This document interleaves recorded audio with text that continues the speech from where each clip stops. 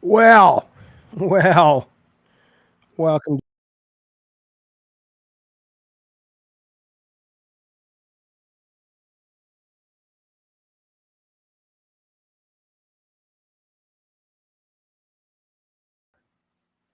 One moment. There we go. What's up, fellas?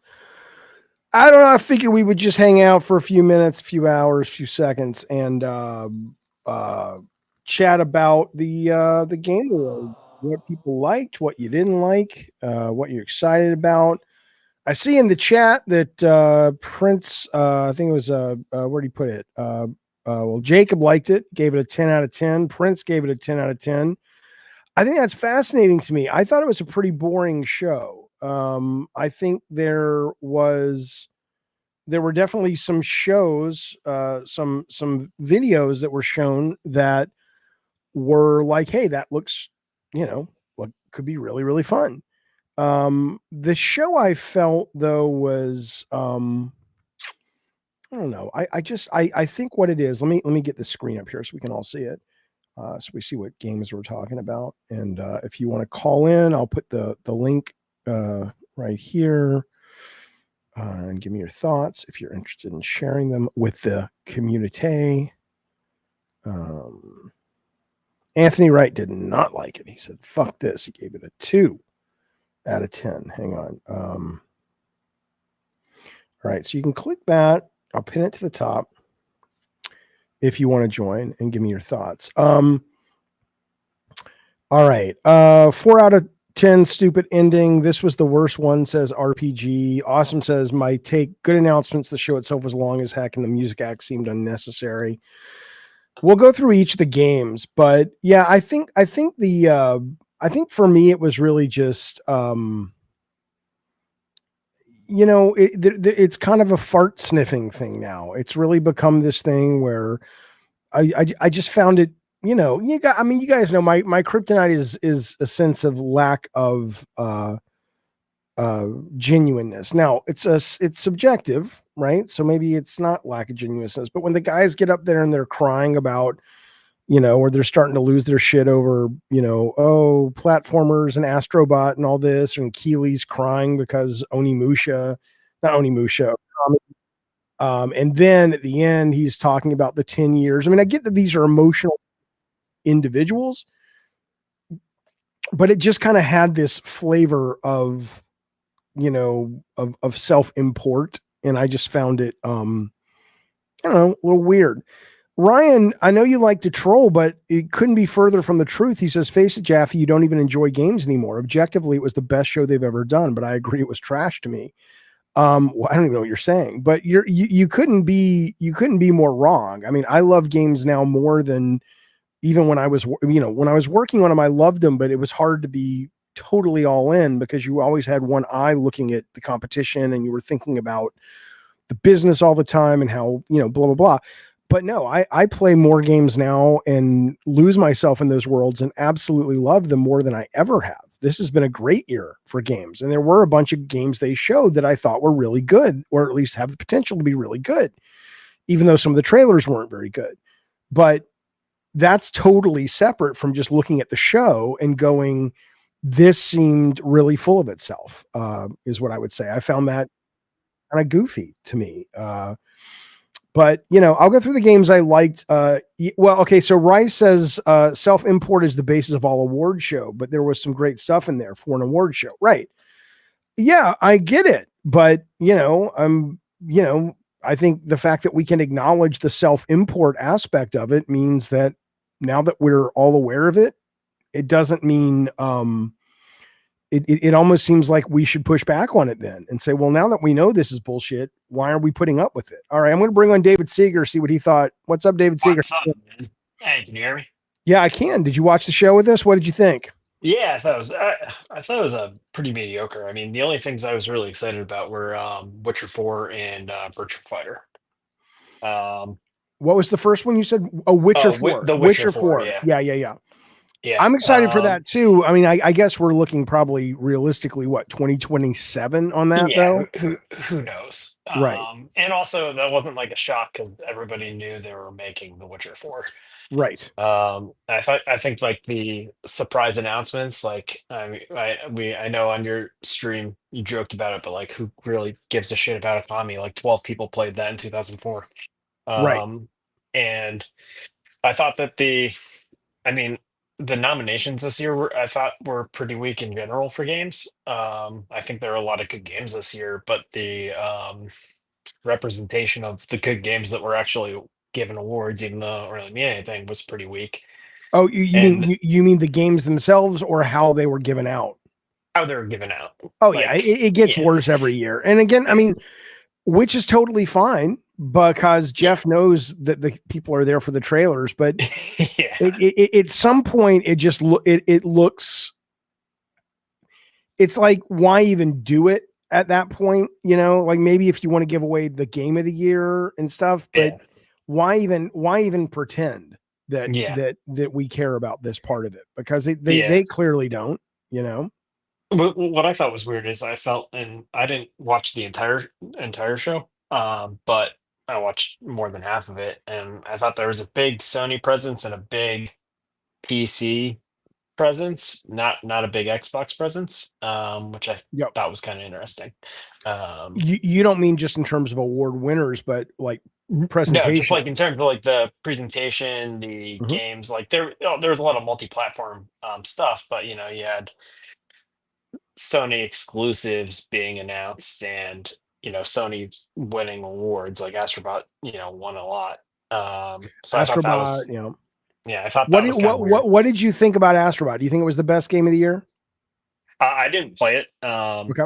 but so I wouldn't say I like platformers, but Mhm. I don't want to spend $60 on them necessarily, especially with the amount of time I end up actually playing them.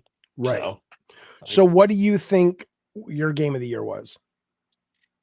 personally, my game of the year at the moment has really been probably Stalker 2. I know it's not going to win Mhm. an award because it's Eurojank, but it's tons No, of fun. I think Yeah, it's yeah, it's really good. It's too, yeah, probably too hard for me to dive in. I've played about 6 hours and I want to play more, but I'm all in with indie right now. What about the trailers? What was your favorite trailer? Like that's wrong.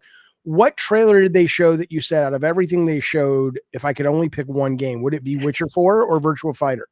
Actually, I the one that probably surprised me the most was the Ninja Gaiden. Just because Yeah, I love old school Ninja Gaiden also. So that yeah. that one probably, if I had to pick all of them, because I love Virtual Fighter for the nostalgia. And I am looking forward to The Witcher 4. The only one that really surprised me was seeing something new from Ninja Gaiden Okay. or Gaiden, I was however you surprised to pronounce see it. the Naughty Dog trailer. What'd you think of the Naughty Dog trailer? I'm pumped that there's a new Naughty Dog game and that it's a new IP, but I like sci-fi and I like, had that sci-fi cyberpunkish kind of Mhm. futuristic vibe, so that was cool, but if it wasn't Naughty Dog, who really gives a shit? I'm with you 100%. That's what I felt. I mean, it's I know it will be at least worth paying attention to because it's Naughty Dog. Yeah. But if you would have just put that trailer out there and just said, "Here's a new game from Nexon," Yeah, people if you would have told people me that was like a Deep Silver game, I would have been like, "Ah, this is gonna uh, be shitty." yeah, or you would have just like, okay, it's Yeah, kind of one of those things you forgot about. yeah, I mean, yeah, that should tell you yeah. something. So, all right, buddy, thank you for your All right, thoughts. I man. appreciate it. See, man. There he goes, fellas. It's a down year, says Brad Glasgow, when Astrobot wins Game of the Year. I don't think it deserved Game of the Year. I mean, I'm thrilled that anybody gets Game of the Year. It's good for them, but I certainly don't think it deserved Game of the Year. I think that's a pure nostalgia play right there. It's a good game. It's a really good game. But the best game to come out this year, and you're going to suggest it's that? That's a little weird, but it's subjective. But I think a lot of it's the journalists are of age that they were kids and young teens when Sony first came out, and so they're just oozing with nostalgia about what it means. And I get that. But just like I don't think Indiana Jones and the Great Circle deserves Game of the Year next year, but because I'm such an indie fan, the nostalgia pushes me over the top, but I can at least acknowledge it and go, yeah, but it's not the best game of the year. There's a lot of problems with that game. Thank you, buddy. Ryan says, here's some ducats, buddy. Love you. New Elden equals cool. You know, I love Elden Ring. I love FromSoft. The fact that it's co-op multiplayer kind of has me turned off a bit. Bukaki was saying that he doesn't think you have to play it that way, but most games that are primarily pitched and sold as multiplayer, even if you can play it with one player, they really sing when they're co-op, and it's not for me. But I'm glad they're pushing the franchise. I'm with you. I think that's pretty cool. Let's bring in Nick Cross. What's up, Nick Cross? How you doing, bud? What's up, buddy? How you doing, man? Well, very, very good. Good to see you. I think I have an echo right now. I think that's because you're don't have headphones or something. Yeah, give me 1 second. Let me turn this down. I put on the echo thing to turn it off, but it doesn't seem to work. So, test. Is it better now? It's good enough. What's going on? What do you want to talk about? Nothing, you know, the Game Awards. It was, as I said in the chat, it was kind of like a fireworks show without a finale, you know. It's just... You don't think the Naughty Dog game was the finale? It was, and it was, and I guess if we had seen gameplay, it probably would have been better. But, you know, when you show a trailer like that, you never know what you're going to get in the end. Right. I mean, it's Naughty Dog, so you know it's going to be something good, or at least you hope it's going to be something good. Right. But at the same point in time, it is what it is, you know. So what did you see you like the most, that excites you the most? I mean, obviously, Witcher 4. We can only hope that's going to be good. Mafia. Yeah. But, you know, it was a weird year because we kind of knew that Mafia was going to be there before the Game Awards, so there were no real huge surprises other than a few indie games. I mean, I thought the Naughty Dog thing was a surprise. Elden Ring was a surprise. The thing from what's his name, Ueda, was a surprise from The Last Guardian, Eco, where the guy climbed on top of the robot head and flew off. I mean, we don't know what the game is, but that's kind of cool to see. But yeah, I mean, it wasn't like we saw Bloodborne. And frankly, I mean, at this point, until I see Bloodborne, I don't care. Yeah. So yeah, I think it's kind of odd because, you know, we had gotten like remember the interview that Sarah Bond did and said they were going to show hardware before the end of the year, and we haven't seen anything of that, which I think most people probably thought Game Awards would be the place that they did that. Yeah, but I would say, let me mute you while I talk. That way we don't get the echo. I would say to that, first off, I heard people saying that Microsoft's supposed to have another show before the end of the year, and then CES is right around the corner, like the first or second week of January. So maybe we'll see it in there. But I think another part of it really is just, I could be wrong on this, but it almost feels like Keighley's show is going to suffer the same fate that E3 suffered, which is fundamentally everybody loves Keighley's show for the new premieres and stuff. But I think a lot of these companies look at it and go, why would we share the news cycle? Right. So I'm looking at Polygon right now, and there's like 40, here's the 30 or 40 games that were announced. Whereas if you're like, hey, this is a dead Tuesday in October, let's tell people all about Sonic Racing, suddenly they're the big news story of the day. So I don't even know if just sort of this shotgun approach or fire hose approach to trailers is really viable. I think maybe companies will start to go, why would we share that spotlight, you know? Wait, let me unmute you. Hang on. I think it's going to happen with, do you think it's going to happen with all of the shows? I mean, I think you're going to get shows that are more specialized, like the Nintendo Directs. Like, it reminds me of what happened with Comic-Con, where Comic-Con was everything, and then D23, Disney said, what are we doing? We can still have a presence at Comic-Con, but we should own this. So they opened D23, and now Marvel and Disney and Star Wars, they own that messaging. So, you know, I think it's ultimately all going to come down to, no matter what the lip service is about how much we love games and coming together and all that, it's going to come down to what's the best way to market your stuff. And it's hard to believe that the best way to market your stuff is to throw it into a pile of tons of other things at the same time versus owning the news cycle. Yeah. So, All right, buddy. Well, Yeah. thank you for calling in. I appreciate it. Yep. You too, All right. man. You have a great night. And You as well. Thank you for the show. It was fun. Of course. Thank you for being part of our community, buddy. I appreciate it. Yep. I'll Yep. see you. Good news. There he goes, fellas. Good sir, Nikki Cross. 1 Minute Gamer says, thank you, buddy. He says, thoughts on the new Naughty Dog game having Sony, Porsche, and Adidas branding? Are people going to be okay with in-game advertising?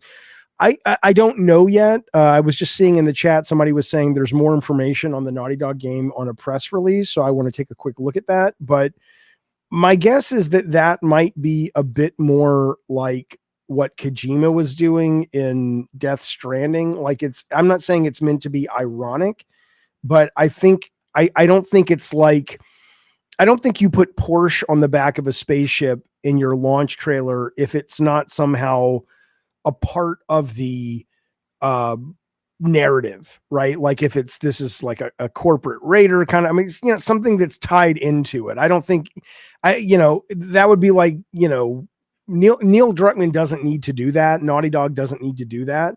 So it's hard to imagine that they're doing it without it being baked into the DNA of what the narrative actually is. But I could be wrong. Maybe it's just as crass as it seems. And in that case, I would say that's really stupid, frankly, because I think it totally takes you out of the experience if it's not kind of meant to be, a wink or a statement or some such. I don't mind that type of advertising. I know a lot of people are anal about it, says 1 minute. I'm not anal about it. I just think that it feels out of place. I think, if you want to fly your spaceship into futuristic Times Square and you're seeing the future Coke billboard or whatever, okay, cool. But the first thing we see is your ship pulls away and there's clearly a Porsche logo on it. That's a little weird unless it's meant to be something else. Let's see. Here's the universe. I'm seeing if there's anything new. Instead of sleek interfaces, the protagonist spaceship has CRT monitors, old school tech, and keyboards. Other clunky elements that make the ship look functional over fancy. In pursuit of the bounty hunter Jordan Munn, the main character ends up, Jordan is the main character, and she's looking for a crime syndicate called the Five Aces. She ends up stranded on a distant planet with some hostile robots. Druckmann says the games are a wildest, most creative story yet. It's been going for 4 years, blah, blah, blah. So, I don't know. I think it's a little goofy. If you're watching the Game Awards, says Kevin Mack, for only the trailers, you're doing it wrong. Okay, but I need more than that. I need to know, how does one watch it in a way that's not wrong? What are you suggesting? What is the right way to watch the Game Awards? Because you can't tell me you're watching it for the music, or you can't tell me you're watching it for the great awards, because what? The way they're nominated, the way they're voted on is goofy. The way they're given out is goofy, right? Maybe the branding is a callback to The Last of Us, talking about Intergalactic, the Naughty Dog game. It's there to make the new IP feel more grounded. Right. But I get it. And that's what branding can do sometimes. But I think in this case, it just sticks out, pulls you out of it, It's so weird. People are divided. People are kind of saying the show wasn't very good. And then people like when Trinsic says, I thought it was a good Game Awards, probably their best one. Kevin says, I think you have to stop expecting AAA games to do anything mind-blowing anymore. Keep your expectations low or grounded. You won't be disappointed. I refuse to do that, though. I mean, I don't mind my expectations. I don't really care. There's plenty of great games to play, but it would be nice if you're going to spend all the money you're going to spend, that if you were able to say, okay, we're going to take a commercial idea. It's going to be conservative enough because we need to spend $500 million on it, but it still needs to have some juice to it. I don't think, again, people, here's where you can just know there's a beginning to the content. There's a beginning to what you might see clip somewhere. So the beginning part is, I have no doubt Intergalactic, even if it may not be the world's most unique IP, is going to be really cool and interesting. And simply because it's Naughty Dog, I'm excited for it. I'm very curious about it, right? But I also think that it's pretty dull from what they showed. I expect more juice from a studio like that. I need to see something like, ooh, that's cool, or what a neat idea, or what a neat twist. It's still commercial, still needs to be a viable product, but there's nothing about what they showed. As we were just talking, I think it was with Nick saying, I think it was Nick, or no, it was David saying, if that was from Deep Silver, you'd go, okay. Right? If you didn't know it was Naughty Dog, you wouldn't even think about it. And you can't tell me you would. Don't come at me. I know people, what are you thinking? No, it was a very dull, uninspired trailer. You know it. I know it. Don't even fuck with me. Okay. Let's bring in Calpy. Calpy, it's Jaffe. What's up, bud? Are you there? Good Sir Calpy, where are you? I want to go and see the movie. Calpy, are you there? Otherwise, I'm going to bring somebody else in. Jaffe, what was something you were hoping would have been featured? I had no expectations of GTA 6, no.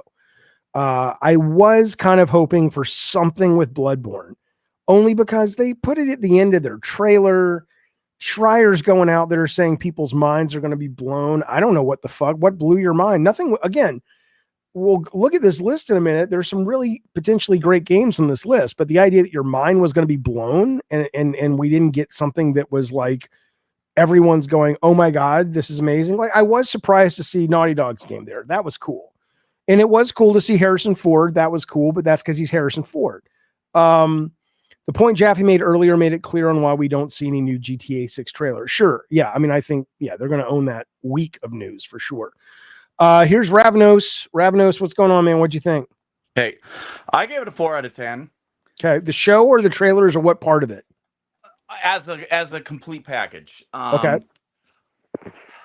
I just think Keeley is really he is morphing in. Like, remember how you used to always talk about Kojima likes the smell of his own farts? Yes. I think Jeff Keeley is becoming that. He's turning into Ryan Seacrest. It's just like he's everything now. It's like there's no E3 anymore. So, oh look, the every little thing that revolves around gaming, he's in now. He's got his fingers in all these pies. Well, I like that about him. I think that he's like a hustler. It's like get your money, baby, make it work. I used to really like him because I remember him back on Vic's show, back on G4. Yeah. Because he got his start there. So did Jade Raymond. They both were great on that show. I still like Jade Raymond. Just she hasn't made a game in 15 years. So who knows? I mean, she's got one coming out from that Sony. That game is going to flop harder than Concord. From what we've seen, it seems correct to say that, but who knows? If it's literally like, hey, kids, aren't Monkey Mask NFT shit cool? Well, what if you're playing it in a bank robbing game? It's like, oh boy, kids don't like that. But no, here's what I liked. There's a lot of good announcements, even games that I am not personally interested in. Like my son was like, that looked good, that looks cool. So I'm like, okay, How old's your son? 25. Okay, so what are the 3 things he thought looked cool? I'm curious. Well, Elden Ring thing. He's super hyped for that. He's a Souls kid, much more than me. And he likes the idea of playing it with other people. Yeah, but see, he's like, I hope you can invade other people's games because he's one of those. Okay, all right. So what were the other? I don't even remember what he said. He couldn't remember the name of one of them. Evidently, there was a game right before the Elden Ring trailer that I don't know what it was, but he was hyped for that.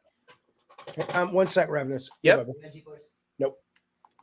Okay. All right. Well, I'm going to go through them in a minute, so maybe it'll pop up. But what I didn't like about the show was I hate it when Keeley just does in this category, this one, yay, and this category, this one. It's like, dude, I get that the awards is kind of like you said, it's the industry's up its own ass. They're sniffing their own farts. But the point is, and I put it in chat, I don't think you saw it.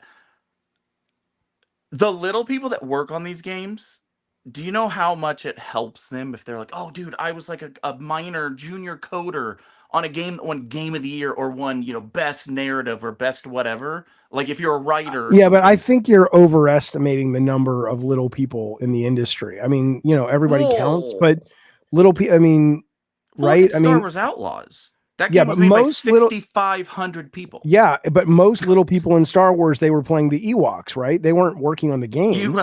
ha ha ha. What? I mean, people that aren't the managers, the Oh, you lead mean like below the producers. line? I Yes, see. like the head I see. coder, those guys. Okay, yeah. so you're saying that for those people, the award matters, is what you're saying. Possibly. Honestly, wouldn't know because when I was in the industry, I don't remember ever knowing anything about awards other than dice. And you know, if you weren't the owner of the company or the producer, you didn't go to dice. So I've never been to an Well, industry award show. Matthew, it's interesting. Matthew in the chat says you don't like award shows. That's fine, but that's how they work. Yeah, but I think there's a time where there's nothing wrong with going. Like, I think most people would agree with the idea that, hey, video games are, or at least people who watch shows like that and come on shows like this would say, yeah, video games are amazing. It's fun to celebrate them. I think at that point, the question just really is more about what is the appropriate way to do it, and is simply aping award shows that have, reached their sell-by date decades ago, like the Oscars. Is that really the best way to do it? I don't think it's so much like, I don't think a lot of us are willing to give up the fact that Keeley's core idea of let's celebrate the games of the year is a bad one. I don't think it is, but I think here's my following issue with that template of the Oscars, though, I think it doesn't come off for most people as genuine. And so at that point you start to go, what are we even doing with this thing? Hey, Darth, I've heard your voice, dude. Come on. I get what you're saying, but at the same time, how much is Jaffe really allowing these devs to be celebrated when less than half of the awards have them coming up on stage even to get a little piece of plastic? And when they do, he gives them so little time. Well, I think what he has said in the past is that it's like, we know most people aren't here for that, but we're going to piggyback something very important, which is celebrating them on the show. It's like, okay, but if you're going to do that, it's not like you're on ABC or something, or even cable where you only have 2 hours. And so you've got to rush people off. Right. It's kind of like, dude, it's on the internet, and so maybe you could even argue it's like, okay, well, save the Game of the Year award maybe for the final, but do the actual award ceremony the day before or 2 hours before the show and stream it. But then when you officially kick off the Game Awards, just show trailers. Or maybe don't have the ads, because not only do they go, oh, and here's a premiere trailer of a game that we've known about for 3 years, or here's a new game, world premiere trailer, but then they go, we'll be right back, and then they show literally a commercial break with commercial bite-sized ads, which are just trailers, little mini trailers. Yeah, hey man, it's all money. On TV. Sure. But doesn't he get paid from the people that are does he not get paid for the Witcher 4 trailer? Up and down, getting paid for tickets. He's getting paid for having the awards on the show. He's getting paid for the ads. But I mean, again, I don't deny. I think that's great. Good for him. I just wish there was more time for the devs to be up there. It seems like, and that's the other thing, dude. But that exists, but nobody wants to see that. Nobody really wants to fucking see that. That's the end of the day. It's a show. I'm going to bring on Max in a second. Right. Ravnos, wrap it up. You get the last word. Go. Well, the last word is, even though I don't think the overall package was pretty good, I think there's a lot of cool games coming down the pike. So as a gamer, I'm excited. Yeah, I'm excited to talk about the games. We'll do that soon. All right, man. I'll talk to you soon. Later, man.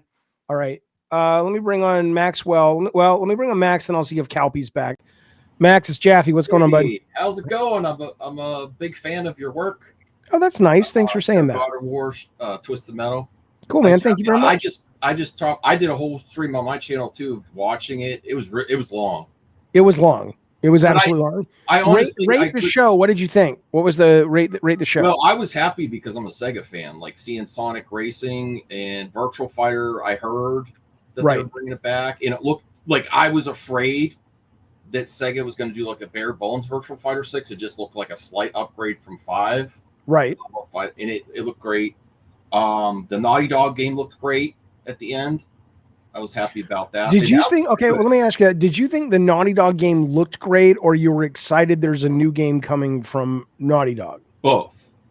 At Okay, first, so- I was like, this looks generic, and then Yes. it was like, then it was putting little more pieces in there. You know, like there was a lot of like product placement too. I was like, oh, well, this is kind of a, you know, but it was fun. And then I saw Kamaj Nanjali as like a bounty up there. And then Right. as she's putting on the jacket, it's like, okay, this has got some flavor to this space adventure. Right. And then Naughty Dog, yeah, I really think anything they work on next is also going to be considered for movies and TV too. Like there's consistently. So I was really happy about that. What the last guy was saying about, and what you were saying about, I also was like, oh, this isn't really fair to the developers. But there's even though they're creative rock stars in the industry, I don't think a lot of people carry the personality like Kojima and like even you. Like if you, like back in the day when you were active creating games, if you got on there, you'd probably make it lively. You know, there's not a lot I mean, of that. it is at the end of the day a show, right? I mean, I remember watching when my kids were young. They used to watch this show on Disney called Good Luck Charlie, which was like a live action show. And the dad of the family worked, I believe, in grocery stores. And for some reason, it just stuck with me. There was one episode where he went to an award show in his industry and he won like a little trophy for best grocery store manager, right? So it's like, celebrating people in their industries and in their fields sort of privately is great. But if you are going to spend a lot of money and put cameras on people, it is, they by very nature become part of the show. And if they're not interesting, what do you want, Keely? Do you really want to sit there and listen to, best animated rigging of 2024? I give Keely respect too. I know people really don't like him. But it was, I like him. I think yeah. I have no problems with it personally. I appreciate any awards given to all these creatives. It did seem to like really self-indulgent towards the end. Like I almost stopped. My friend left when the coolest trailer got there because like, oh my God, he's going to talk about the 10 years. It focuses on him a lot. And then even though a lot of creative directors, although they're amazing imagination and they create really great worlds, they are not interesting, but the way he did it seemed disrespectful. Like it just a banner on the left side of the screen. Okay, you win. Okay, you win. Okay, there's got to be something in the middle that's better than that. There's tons of things in the middle, but I mean, I think I always think this. So I don't have any interest in making a show like that because it's not what I do. But you do really look at it and go, okay, well, if your number one goal is to entertain, that's I respect that. But and you also want to say you want to celebrate the games and stuff. There's lots of ways to do that aren't just standing there reading. Yeah, that's right? That seemed disrespectful. And meanwhile, you get the cringy, like you think the Oscars are bad, the cringiest skits and dialogue that was like, right. It's like, whoa. It's like if you're going to do that, then do that well. Like when Sam Lake came out and it was all in his head, I'm like, okay. Out of it's almost like you put all 15 presenter skits on a board and go, which ones are working, which ones are not funny yet. And as of tonight, I would say the Sam Lake one where he comes out and has the inner monologue, that felt worthy of like my time. I'm like, that was funny, that was kind of creative, that stays. Everything else, back to the drawing board, motherfuckers. It's like pay some fucking writers to come in and really come up with. What would you think would make it better? I'm sorry, Jeff. I would say get an actual host next time, like a comedian. Even the Muppets were like so refreshing. I was like, they're the best part of the show. Yes, they got the best. They should just host the whole show next time. I'd be happier. I'm with you 100%. I like Jeff a lot, and I think Jeff should always be a presence at the show, and he should kick it off and close it. But I've been to award shows in video games where they hired a real comedian, and it was awesome. Yeah. So I'm with you on that.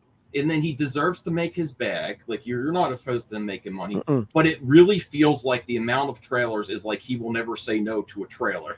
It feels like this.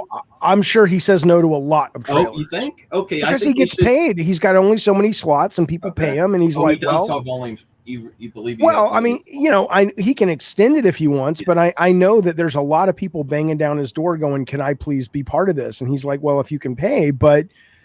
he also needs to make sure, for example, if tonight wouldn't have been successful, and it seems like it's more than half of the audience seems to think it was a really good show, Summer Game Show, he can't charge as much. He can't get as much, so every show he's got to sort of prove the value. So when he goes out to get more for the next show, people are like, oh, I want to be part of that. But I'm with you, man. Get another host, 100%. I don't want him to be not on at all, like you said. That's right. Get a better host, or not even better, but get someone who actually, and not like this Sydney Goodman. She's fine, but she's like a Wheel of Fortune, Vanna White. There's nothing about her that's like, oh my God, she's so, get a charismatic, interesting person to run the thing. That's A. B, do the awards in a different way, because what they're doing now isn't working, and it does come off as disrespectful, and it's also boring, which is even more troubling. And then the other thing I think is, find a way to make those skits better. And who needs the music? Does anybody really need the fucking music in this show? Did we need Snoop Dogg? I love the music. Snoop Dogg always makes it better, actually. I mean, I like Snoop Dogg a lot. I like 21 Pilots, but when you tune into a video game show, are you like going, you know what I want? I'd like to sit and watch 8 minutes of fucking music. I'm like, why? I don't get it. That was my least of my problems. But I still had a great time because the announcements were stronger than I was expecting. I was pleasantly surprised with the amount of games. I was like, oh, this looks really good. Even there was definitely some good stuff, no doubt. All right, man. I appreciate the call. Thank you, bud. Oh, thanks for having me. It's been a dream to actually talk to you. I hope to in the future get an interview with you. I'll reach out. I'm around. Hit me up. Okay, sure. All right, thanks man. a lot, man. Talk to you soon. Great. All right, let's see. Let me get this chat real quick, if you don't mind. Un momento. Get Morgan Webb to host. I mean, maybe. I like Morgan. But again, I think, she's not really doing that much anymore, and she's kind of in development now, I believe. Nate Dogg says, Indy is the game of the year. It's probably my game of the year, but I don't know if it is proper game of the year next year. I don't think it's that good for that, but I think it's one of the best. I fucking adore that fucking game. The real YT Shadow says, I love your political views, but your gaming takes are bad. Says you. You think it's not subjective, Real Shadow? You think there's like a real answer of this is a good game take and this is a bad game take? People have opinions. I think that's the weirdest thing, that a lot of people online act as if there is a proper way to respond to something. Did I ever meet John Romero? Yeah, numerous times. I've gone out to lunch and dinner with him and his wife, and I've had him on my show, and he went to my talk. I went to his talk. Yeah, he's a good dude. All right, Tyler, what's up? It's Jaffe, man. Hey, sorry about that. Thank you for having me. No worries. What's up? I might have missed it. I just wanted to hear your opinion on the Naughty Dog game. I think, other than the product placement. I think it's Naughty Dog. It's Neil Druckmann. So I'm interested, but if you were to strip out the Neil Druckmann-ness and the Naughty Dog and just say, like someone earlier said, if they would have just buried that trailer in the middle of the show, I doubt any of us would be talking about it. I do not think it was a strong trailer. I do not think that it presented a new IP in any way that we haven't seen numerous times before, which is not to say that that will not yield a phenomenal classic. It very well may. And it probably at least will yield something really, really good, given it's Sony and Naughty Dog and Neil Druckmann. But if you just look at the trailer as itself, I thought it was incredibly bland and fine and forgettable and whatever. That's what I thought. What did you think? I'm a Naughty Dog stan. I always have been. I've been on your show once before, a few years ago. I was that developer that was like, I want to be the next Neil, but it's been a few years. Okay. How's it going? I'm doing all right. No job in the field yet, but I got a kid now. She's 18 months. The best. Yeah. The best. Yeah, my daughter is my world. So, well, if you want to be the next Neil, you don't do it by working at Naughty Dog. You do it by making your own. Do your own. Yep. And I agree. Yeah. I will say, I like the trailer. When you saw the I forgot her name, Jordan, in the trailer, the girl that was shaving her head. Yeah. When you see her and then she steps away from the mirror and you see the poster of the wall, then she goes to her, I think it was her bed. I rewatched the trailer a couple times, and you notice like the lighting effects, like the quality of the lighting, the shadows, and I instantly knew Naughty Dog. And I thought their next game was going to be medieval or sci-fi. So I was like, I heard rumors on both ways the last few years. So I was like, maybe this is the Naughty Dog game. And I had a feeling Okami wasn't going to be the last game they showed. There's no way. No, I just felt his emotion when he was talking about it was like, I get Okami's great, but I don't think that's, like you were saying before, I don't think that's the final showstopper. Well, and also you have to remember that Jeff needed about 5 minutes to kind of wipe his makeup because he was crying after Okami. Yeah. So they needed something to put on the, But yeah, I mean, I again, the lighting, if you want to talk, the technical people were also saying the lip syncing apparently is really good. If you go back and look at, there's nothing, people are, they'll say, Jeff, you think, there's nothing about it that would surprise me if it's not up for Game of the Year in 2 years or whenever it comes out. Or what? But I'm sorry, there's nothing conceptually interesting with what they showed about the trailer, the protagonist, the robot, the sword. I'm like, I've seen it a million times. That looked interesting for Naughty Dog. I mean, there's probably guns in the game, but their last two major IPs have been third-person shooters. Sure. Yeah, and I was like, oh, that looks pretty dope, especially because at that point, I figured it was Naughty Dog. And I don't remember if they said it at that point or right after that. But like, from the creators of Crash, Jack and Daxter, etc., I freaked out. That's where I was like, mic drop kind of. But I also feel like, yes, I wanted gameplay, but I didn't expect them to show gameplay. If it's the last thing of the Game Awards, you know what I mean? Unless it was already previously announced. That's absolutely where I right. think but a lot of people are misconstruing. Well, yeah, okay, but you got to be fair to those people because you're bringing a lot of caveats that it's not really the responsibility of non-Naughty Dog stands to bring to the table, which is they're just showing up and watching a trailer, and it's not so much. Look, if the heavy lifting of the trailer had been about the IP, or my God, who is this fucking character? She is weird and cool and neat, or I have never seen a weapon like that, and I don't know what the gameplay is, but that thing looks like it's going to be able to do some really cool shit. You got none of that. The only high concept sex appeal of this trailer is Naughty Dog Neil Druckmann, and that's more than enough. But but I don't think people should be. I think people should be forgiven if they walk away going, I don't, I do agree with that. Yeah. I will say though, before I do have one follow-up question, if I may, afterwards. But go ahead. Yeah. I will say, graphically, it was in engine supposedly. I rewatched it, the part with Jeff talking, and he was saying Trent from Nine Inch Nails is producing it, and I forgot the other guy, Trent Reznor. The music, Nine Inch Nails, Trent Reznor, and the same person, Atticus. That one. Who did the soundtrack to Social Network? What I don't know. What I don't know about that is, does Trent Reznor always work with that person or just on soundtracks? But yeah, I mean, that's great. Excellent.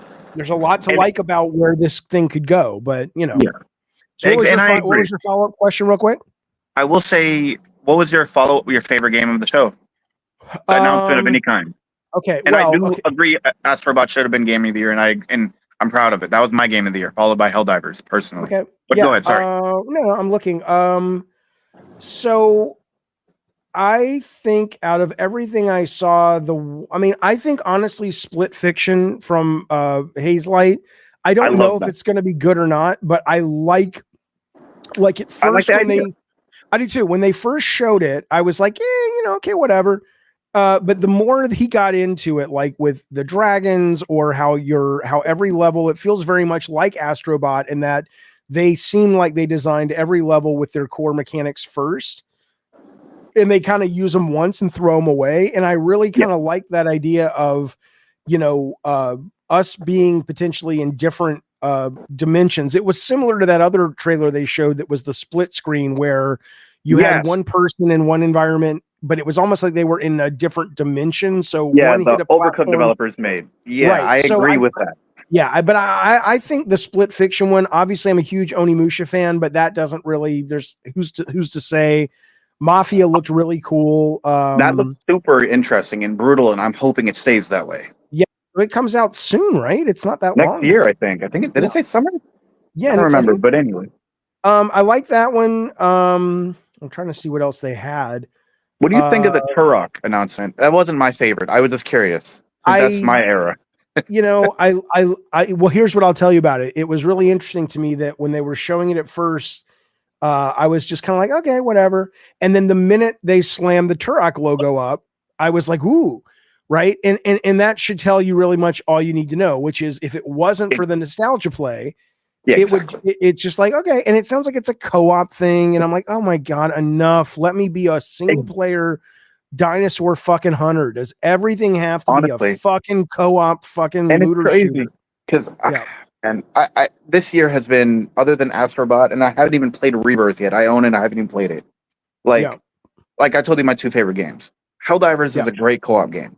And I played I was in the stream earlier because I was playing the new area and the new stuff. But like it's weird, like my last 5 years have been dominated by Apex, for example. I used to be a streamer, all kinds of stuff. Okay. Anyways, but my core is, first person or third person story driven games. Okay. Jack and Daxter was my favorite game, is on PS2. Just certain things like Naughty Dog driven type games that have been taken over by a lot of AAA developers lately. You know what I'm talking about. Yeah. And the Last of Us is type of God of War, and I adore God of War, yours and Corey's. I love both. It's just, that's what I'm craving lately, but we're still getting these multiplayer games like Concord that were, I mean, that's where the money is if you can hit, but it's starting to look more and more like it's greed. Starting to, it's always greed. It's never not greed. The idea that there was ever this golden time where it's like, we made games just out of the goodness of our fucking heart. No, nobody did. But I hear you. All right, buddy. Thank you for calling. I appreciate it. Thank you so much. All right. Anytime, man. Thanks, buddy. Okay, let me try Calpy and see if he's back. Calpy, it's Jaffe. Are you on or what? Hey, Jaffe, how are you? I am good. How are you? Good. I just want to say you're a fucking legend of this industry. You goddamn right. Fuck yeah. And let me tell you something. It feels good. Dudes want to be me and women want to be with me. Think about that. Fuck yeah. Anyway, what's up, man? So yeah, I thought it was a good show this year. I don't know. It feels like the same thing every year where like they kind of relegate the awards to like the pre-show. Like I don't understand how you have best fighting game relegated to the pre-show, and yet you have a category like best performance, which games don't even need performances to like be an actual game, but they show those on stage, right? So, but do you really not understand why they do that, or you just don't like it? No, I understand because you're trying to get the show going, right? But because they're pretty people and they're charismatic and they're actors and they're good on stage. It's good showmanship. Like if you watch the GDC Awards, which will be streamed, and if you watch the DICE Awards, that's where the developers can get up there and have plenty of time to talk and thank the teams and all that stuff, because there's no real, necessity to get viewers. They happen to stream it, but no one's looking to make tons of money off that stuff. But, this is a show, and these people, a lot of these people are not charismatic, but Troy Baker is, and Laura Bailey is, and the dude from the fucking, what's his name? The guy from Breaking Bad is, Harrison Ford is. And but you can still get those people to present like the best fighting game category. I don't see how that really plays out. But okay, here's how it works, right? So I do a stream and I look at my viewers, right? And all it takes is one comment. Like you can even, and by the way, just if you're watching, this is not the case, right? But one of the mistakes that you have to learn when you stream a lot is, even if you think you may be wrapping up the stream in 10 or 15 minutes, never say that, because you say that and you lose like 20% of your viewers, right? Or you have like, okay, now we're going to go from talking about this big game to this really cool indie game I discovered. And I do that all the time, but you always see the viewers drop off. So imagine you can have Harrison Ford and you can have Sydney Sweeney go up there and say, and now presenting best fighting game, and they'll be funny and attractive and everybody will like it. And then the minute you get some geek up there who's not charismatic, who isn't an aspirational figure, and they're like, mumbling through it and all this, or they're trying to be cool, but they're clearly not in their element, people click off and go somewhere else. Do you really think they click off? Like when I see that award presented, like me and my buddies were like kind of reminiscing, like, oh, we should play Tekken 8, and we don't really listen to them like actually accepting the award. So do you think like does that really matter in the end? Whether or not they're charismatic? Because I feel like most people are just like thinking about the actual game itself when it wins. I mean, I would have to imagine, because remember, Jeff has been there since the Spike Awards, and they were the VGA Awards, or what, you know, this thing has kind of gone through a couple of iterations.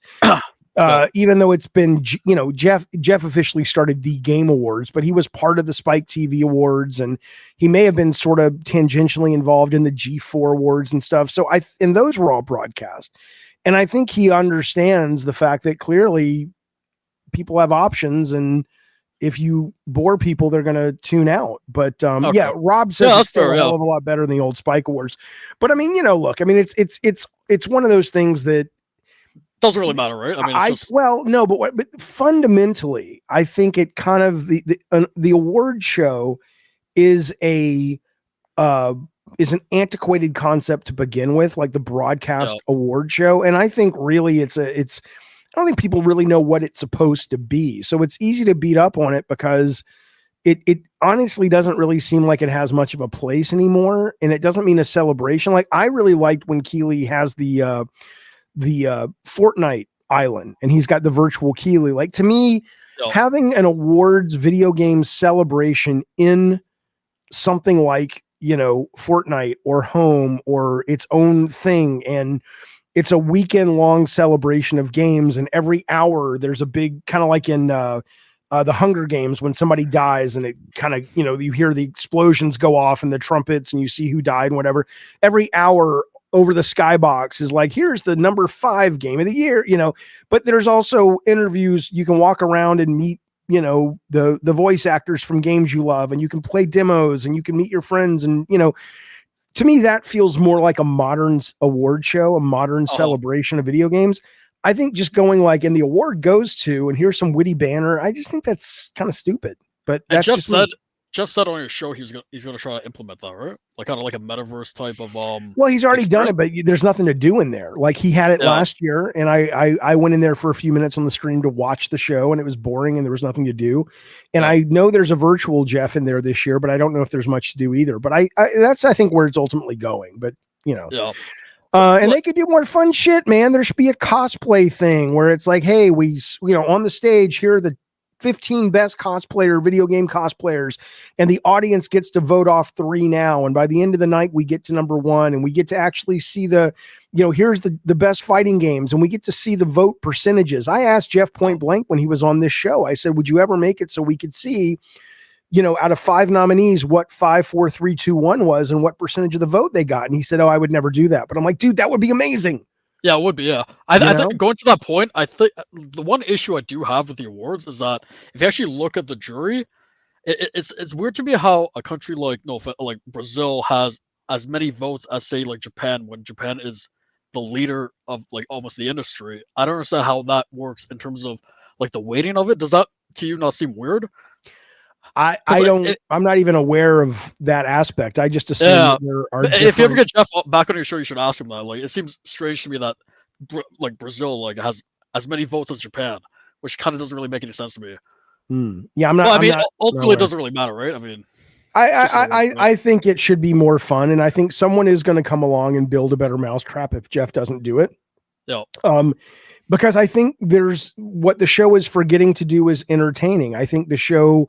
I like Jeff a lot. I like his hustle. I like his production. It gets better every single year, but it has a stick up its ass.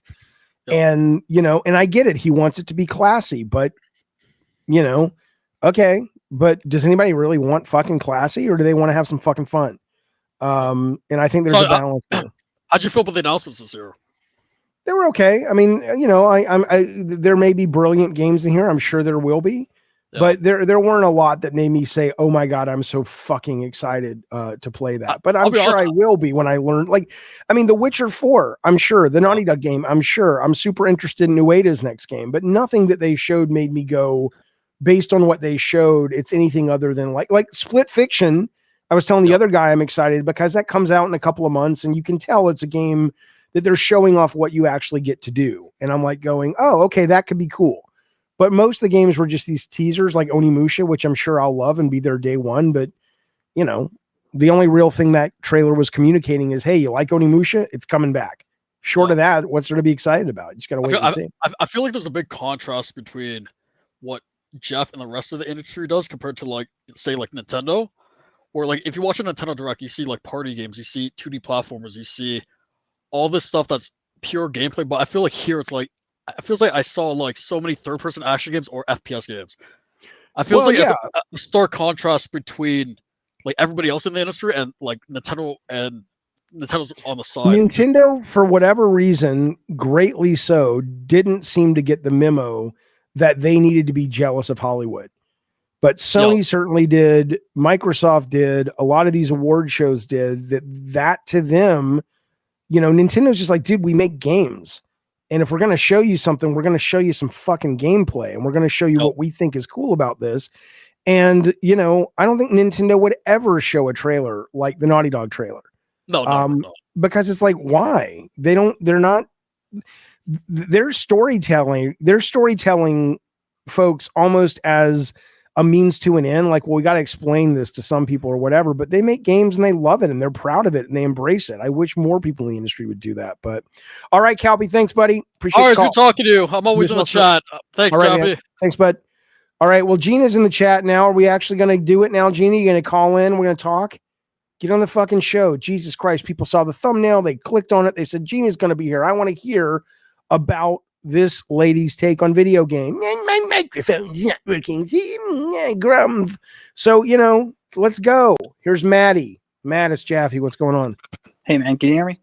Yep.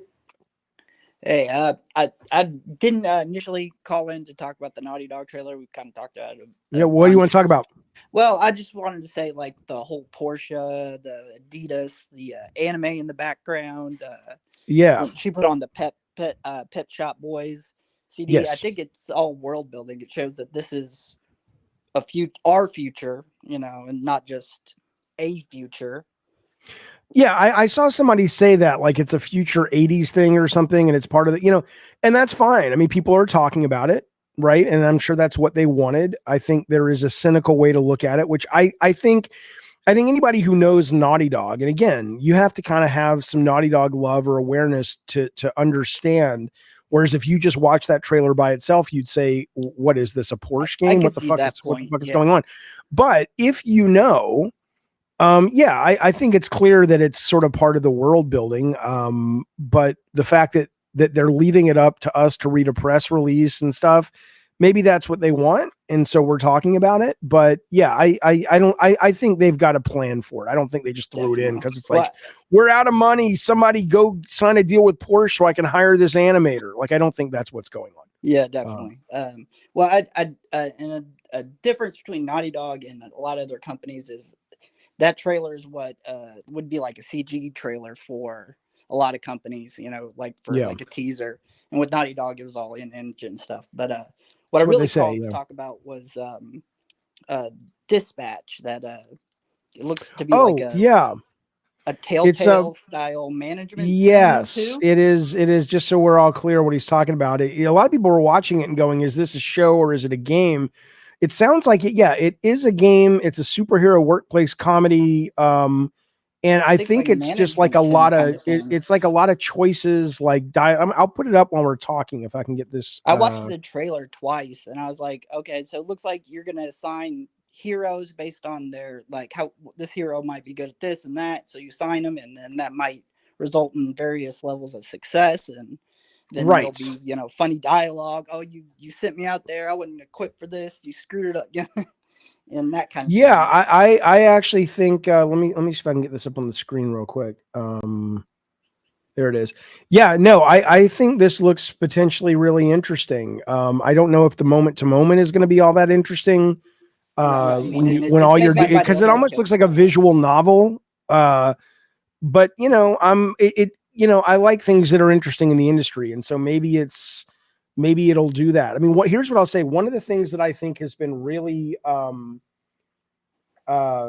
that's been really problematic for games, especially as the budgets go up, is they have struggled to get more people in to play video games because they're really intimidating and they're really the controller's intimidating and stuff. And this looks like something that you could stream from a Netflix or from a Game Pass or PS Plus, and you can sit around and play it with your family maybe. And I don't know if there's multiplayer, so you're all voting on different choices and whatever, but I definitely think more of that kind of thing.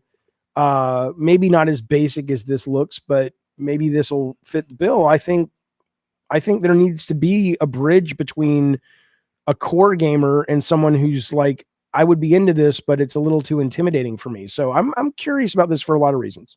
Yeah, it looks cool, man.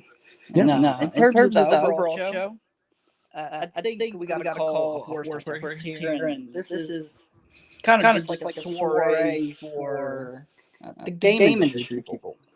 I mean, I don't think that's the case. I think that's DICE. I think that's GDC. This is not Jeff Keighley out of the goodness of his heart throwing a party. Oh, you're echoing. Yeah, that's my fault. Let me fix it real quick. Hang on. You would know better than I would. I don't think this is him throwing a party out of the goodness of his heart. I think this is him going, look, I'm making a product and it's a show and it needs to sell. And I'm trying to put things on that people will find compelling. So that's what I think that drives his choices. I don't think it's anything else. I think it would be nice as a side effect if he's like, hey, I want to honor this industry I love and this art form I love. But end of the day, though, he's clearly making decisions that are going to bring people to keep watching. And I bet in the next 2 days, we're going to see a record number of people who have tuned into this show. Like every year it goes up and up and up and up. More people watch this than the Oscars, which used to be the biggest fucking game in town. That's crazy. Really? Yeah.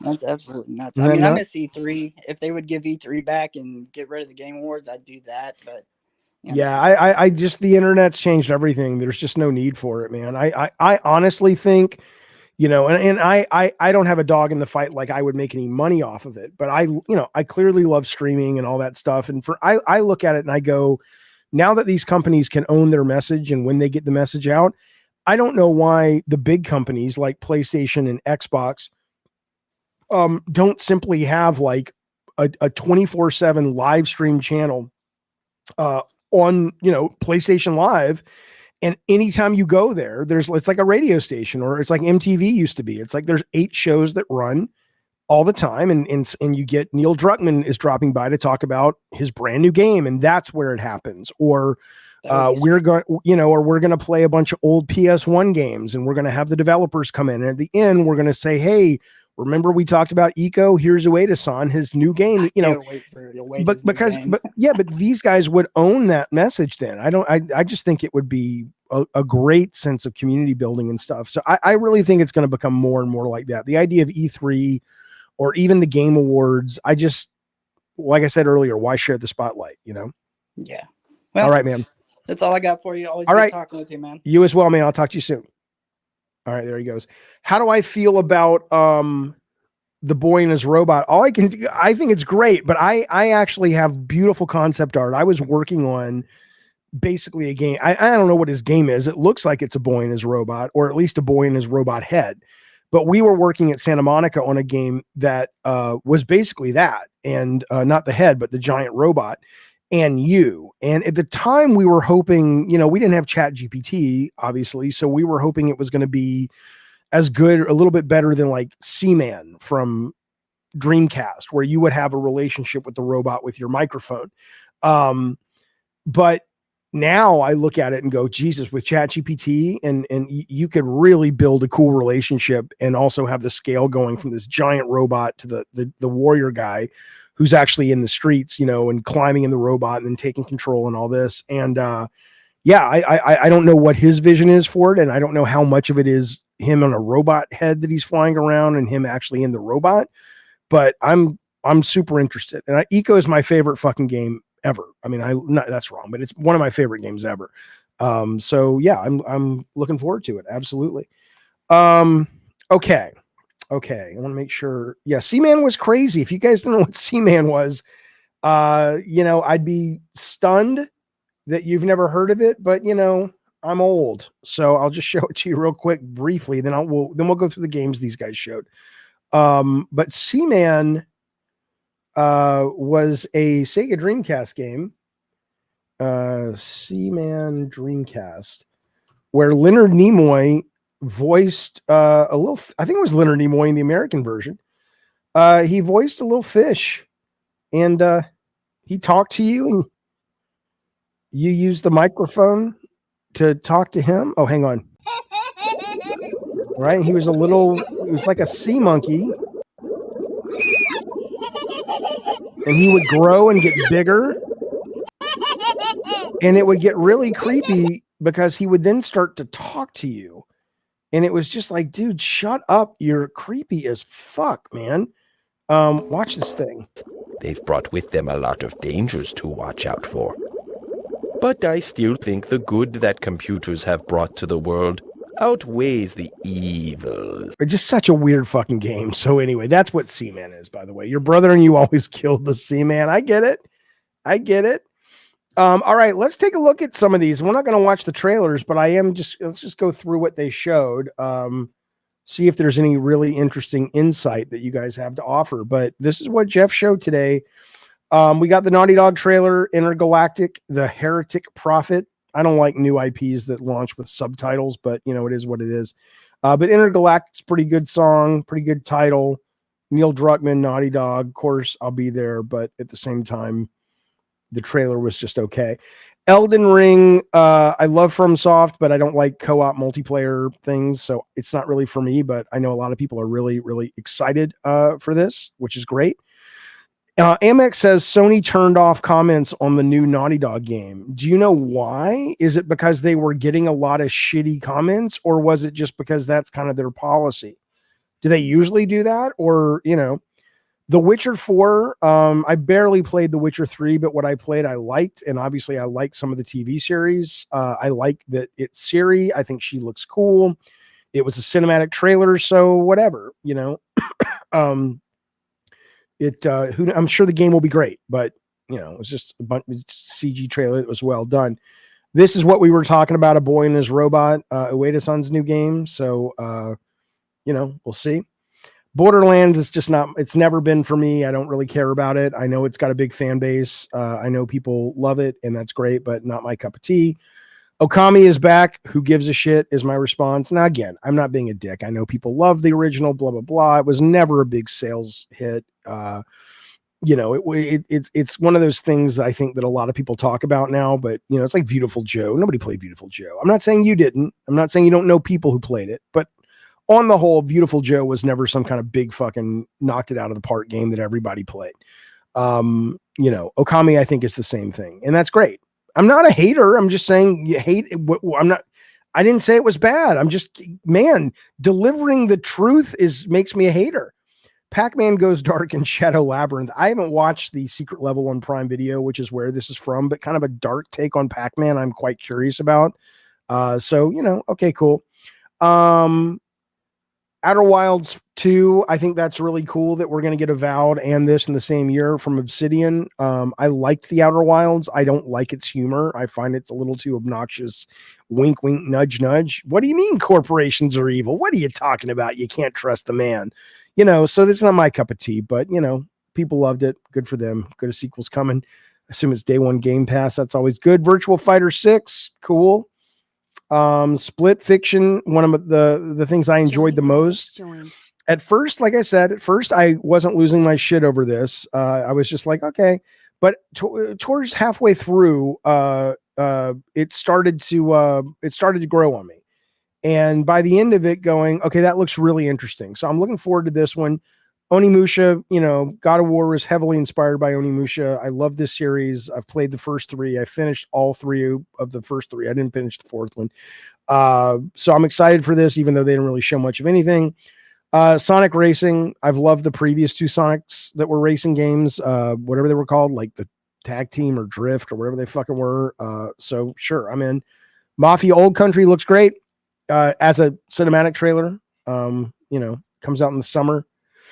We'll see. A new Turok. I'm not interested because, again, it's a co-op. It says you can do co-op or single player, but come on. Anytime you have co-op and single player and you say, oh, you can play it either, what it basically means is if you're not playing it with your friends, it's not really what the game's meant to be. Illuminati's tonight, come to Helldivers 2. That's cool. Not for me. I mean, I'll play it, but at least test it out. Ninja Gaiden looked fun. Final Fantasy coming to PC. I might actually play it then, because I can play it on GeForce cranked up. Love Last of Us. Can't complain about part 2. One of my favorite games. Tekken, not for me. Warren Spector's new game. I like Warren Spector. Kind of hard not to have great respect for Warren Spector's work. I don't really like multiplayer games that are really unique and different, because I tend to think that as interesting as they are, they just don't seem to be able to build much of a fan base. And they're, like Deceived Inc. just ended up going out of business, or at least the team shut down.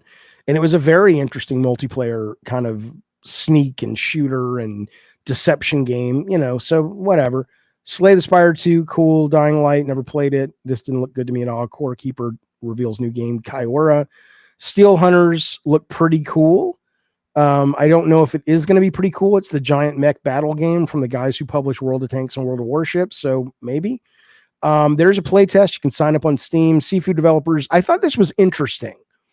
Rematch. Now, I'm not a soccer guy at all, but what they're saying, which interested me, it says the studio says it utilizes lessons learned about precise dynamic movement from games like Sifu.